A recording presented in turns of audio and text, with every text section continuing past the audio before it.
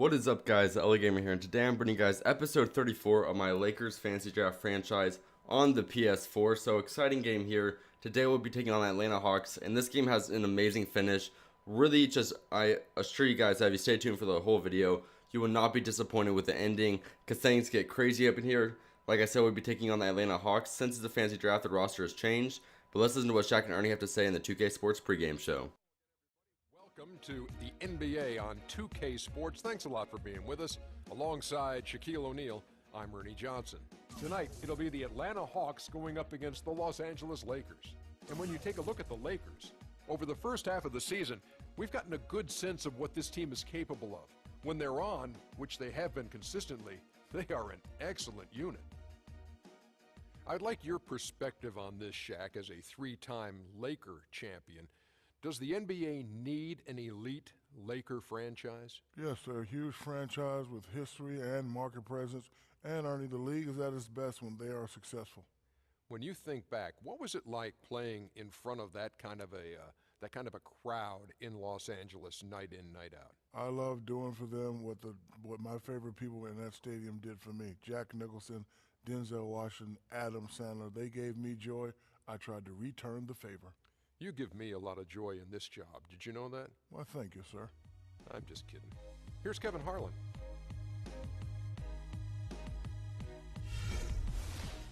Alright guys, if I didn't emphasize it enough, if I didn't hype it enough before this 2K pregame show, I need to do that now.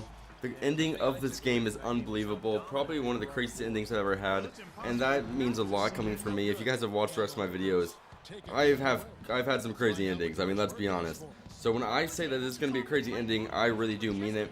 But right here, we're going to hit this little fadeaway leaner three from way back there, looking like Klay Thompson turned to Kobe. I mean, that was just a crazy play by him. And then we're going to chuck it up and throw it down with our boy Andrew Wiggins. Beautiful pass by our boy John Wall as well. So just an all-around great play right there. And we're going to start off pretty strong with a 5-0 lead. You can't be going wrong with that. So I'm loving it. And let's be honest, guys. So playoffs are coming up soon in this league. We can't be lying to ourselves.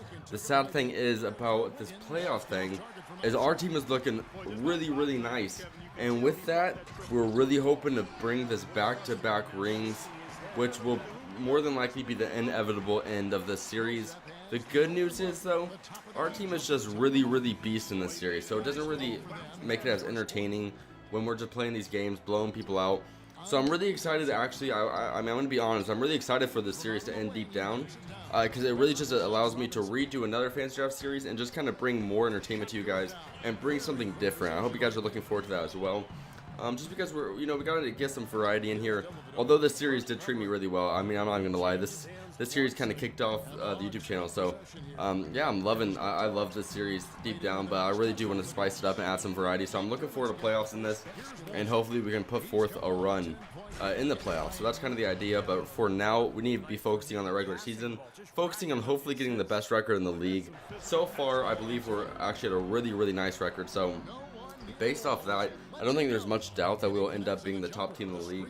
But still, we're going to have to put forth, all of our efforts and just try to make that a complete reality. Because if we stop pushing here, you never know what's going to happen. We don't want to lose momentum before that playoffs, before the playoffs come to us, because that could be devastating. So right here, we're going to get that dunk. And fast break dunk, actually, after a beautiful steal by our boy Reggie Hastings, the rookie.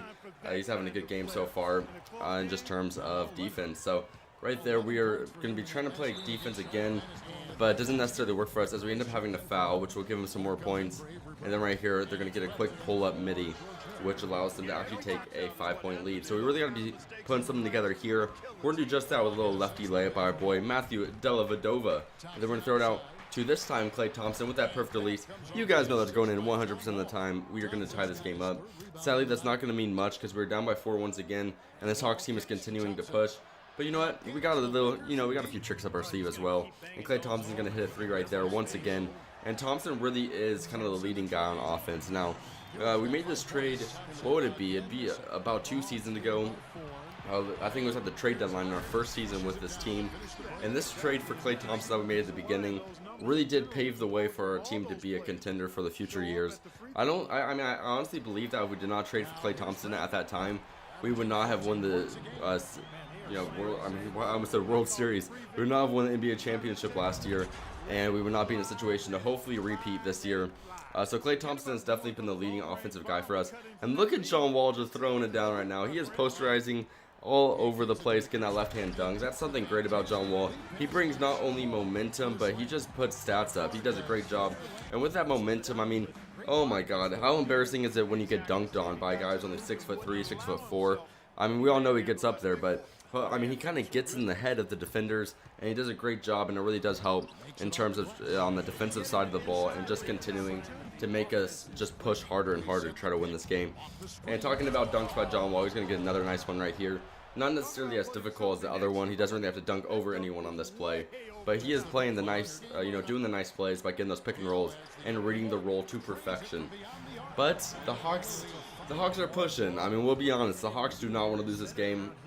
I mean, I didn't want to show you guys, but before this game, I had my Lakers PR tweet out a little bit of hate comments over to that Hawks Twitter page. So, the Hawks are trying hard here, especially in their home stadium. They're doing whatever they can to come out here with a win. We're trying to add some flashy plays to it, though, and we're going to get this 360 alley-oop dunk with Andrew Wiggins. They're going to come back, though. The Hawks do not play flashy. That's one thing. The Hawks play very fundamental basketball, and that's something that's scary. Is they are very, very smooth. They play basketball in a really beautiful way, depending on how you like to watch it. If you want to see flashiness, like a team like the Clippers or something is a team to watch. But if you are a person who really just likes fundamental, smooth team playing basketball, the Hawks are the team to watch. Even with this team that doesn't consist of their real life Hawks players, they work very well together. I'm assuming that has something to do with their coach, who is doing a phenomenal job this year in real life. So we're doing whatever we can right here. We're going to hit another three right here with our boy, I believe Andrew Wiggins, hit that shot. So there we go. Tie game, 66-66. And you know what? Let's take a step further and let's take this lead. Once again, a scoring effort by Andrew Wiggins. So beautiful job right there. But defense is what may end up changing the whole game. And we do none of that right there as they hit this three. So we move a little bit later in the game. It is coming down to this final play. John Wall is getting the ball. Or they're trying to bring a double team. We don't want that to happen. So we're going to have Reggie Haston hold on the perimeter. We're going to try to give it back to John Wall at the end of the game. See what we can do. So we're going to wait for the clock to run out. I see John Wall. He is waiting there. He wants the ball. Let's give it over to him. Let's get the screen. Let's move into the paint. It doesn't seem like I gave myself enough time. Pull up, John Wall. Pull up. No, he drove it in the paint. He didn't give us enough time to win the game. Why did he drive? I told him to pull up, and he drove to the paint. We ran out of time, and we lost the game. I know it's been forever since you guys last saw me lose a game. But hopefully it brought some excitement to you guys that for once I'm not coming out on the winning side. And it's crazy how it ended, I know. John Wall for some reason decided to drive. So you guys see what it says on the screen. Please do all those things if you enjoyed. Thank you guys so much for watching. I'll see you guys next time. Peace out.